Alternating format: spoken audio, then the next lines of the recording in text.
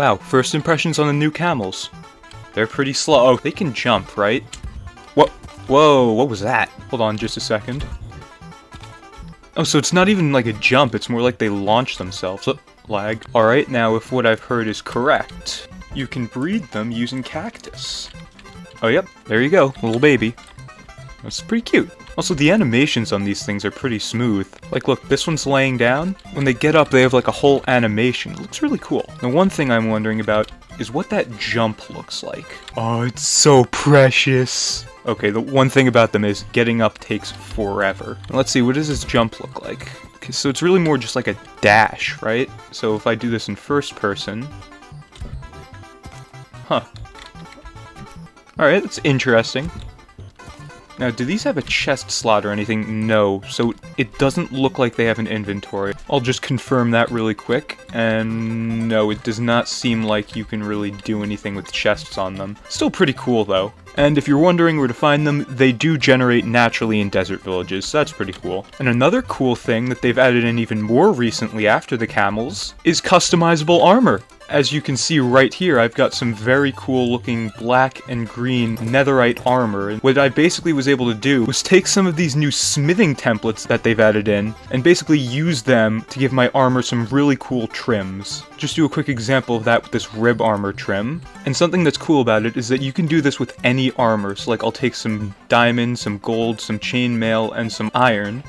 Well, you can do it with any armor apart from leather. And there's a bunch of different materials you can do on it too. Like you can use copper, iron, you can use emerald as you saw earlier. I think you can use amethyst actually. And you can use diamonds, there's a lot of cool stuff. You can use lapis too, but I'll just give an example right here. So if I put in the rib template, and then I add in some amethyst, yep, I'm able to get this cool diamond helmet with a purple trim.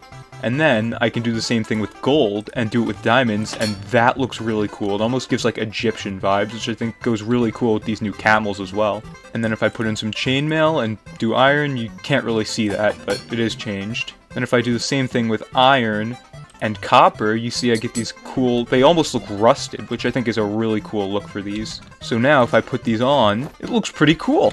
And I really like that they added this. It makes armor really customizable now, and it makes it feel more personal. There is one downside to this though, and that is that upgrading diamond to netherite now is a lot more expensive than it used to be. See, previously you just needed a piece of diamond armor and one netherite ingot, but now you actually need to also use a netherite upgrade. And if you'll look at the crafting recipe for these, they're pretty expensive, so definitely going to be a lot harder to get netherite armor now, although it shouldn't be too much worse, especially if you have a fortune pickaxe. But balancing wise, it does make sense, so now you at least are going to have to do a bit more mining if you want that netherite. You're going to need to get some extra diamonds too. I'm honestly fine with it, and I'm definitely happy with how this new armor looks. And another change they've made, as you may be able to notice, is that the enchanting shine on armor is now more subtle. It's not that big of a difference, netherite armor still looks pretty purple, but I think it's a good change. Definitely really happy about how armor looks now though, this is really cool, and this also goes really well with my skin as well. Definitely very happy about this. We did recently get a little sneak peek of the Sniffer, but there's not really much new news about it. Very excited to see how that turns out though, because it looks like a really cool mob. Apart from that though, there's really not much to talk about, so I hope that you enjoyed this video. I'm very excited to see what 1.20 has to bring for the future of Minecraft,